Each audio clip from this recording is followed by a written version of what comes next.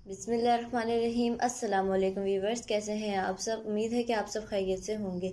मेरी दुआ है कि अल्लाह आपको सेहत व तंदुरुस्ती वाली ज़िंदगी अता करे। आज मैं आप लोगों के लिए बहुत ही आसान और मज़ेदार ढाबा स्टाइल माश की दाल बनाने की रेसिपी लेकर आई हूँ, जो कि बहुत ही ज़्यादा मज़ेदार बनकर तैयार होती है।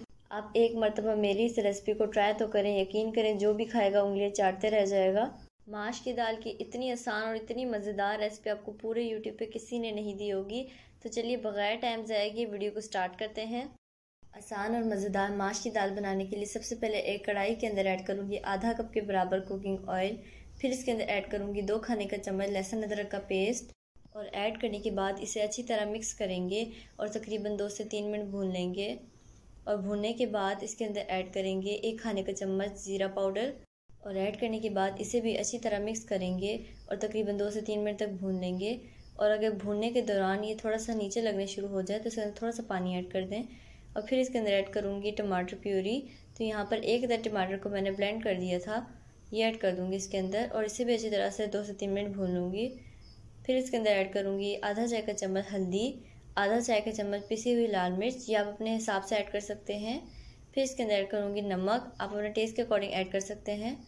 और अब इन मसालों को अच्छी तरह मिक्स करेंगे और इसे भी 3 से 4 मिनट तक भून लेंगे।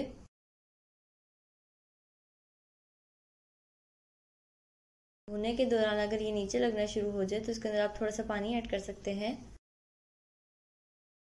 और जब मसाला अच्छी तरह भून जाए तो इसके अंदर ऐड करेंगे आधा चाय का चम्मच गरम मसाला पाउडर और इसे अच्छी तरह मिक्स करेंगे। साथ ही इसके अंदर ऐड करूँगी 1 खाने के चम्मच मेथी, आप इसे ज़रूर ऐड कीजिएगा, इससे टेस्ट बहुत अच्छा आता है। बस अब इन सब चीज़ों को अच्छी तरह से 2 से 3 मिनट भून लेंगे।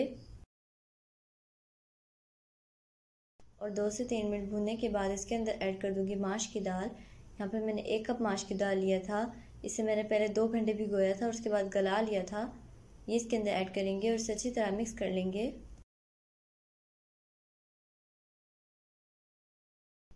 और इसे अच्छी तरह मिक्स करने के बाद इसके अंदर ऐड करूँगी आधा चाय का चम्मच काली मिर्च पाउडर।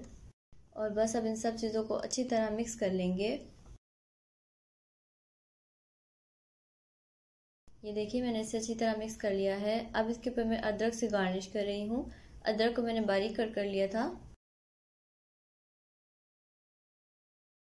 और गार्निश करने के बाद मैं इसके ऊपर थोड़ी सी हरी मिर्ची ऐड कर रही हूँ। इनको मैंने दरमियान से कट कर दिया है। तो बस अब इसे कवर करके लो फ्लेम पे तकरीबन 5 मिनट तक पकाएंगे। तो मिलते हैं 5 मिनट के बाद।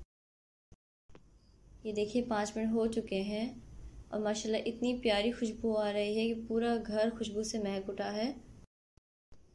बस अब इसे अच्छी तरह से मिक्स कर लेंगे। और अच्छी तरह मिक्स करने के बाद मैं इसके अंदर ऐड कर दूंगी मक्खन। 2 खाने के चम्मच मक्खन ऐड करूंगी, आप चाहें तो इसकी जगह घी भी ऐड कर सकते हैं। तो ये बनकर तैयार है, तो चलिए अब इसे डिश आउट कर लेते हैं। बिस्मिल्लाहिर्रहमानिर्रहीम।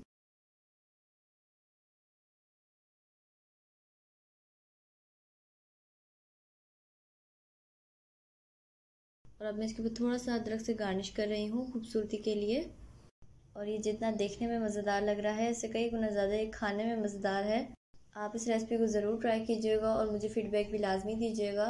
तो आई होप आपको ये रेसिपी बहुत पसंद आई होगी। अगर आपको मेरी रेसिपी पसंद आए तो प्लीज़ मेरे चैनल को सब्सक्राइब कर दें, बेल आइकन को प्रेस करना ना भूलें। वीडियो अच्छी लगे तो लाइक और शेयर करना ना भूलें। तो नेक्स्ट वीडियो तक अल्लाह हाफिज़।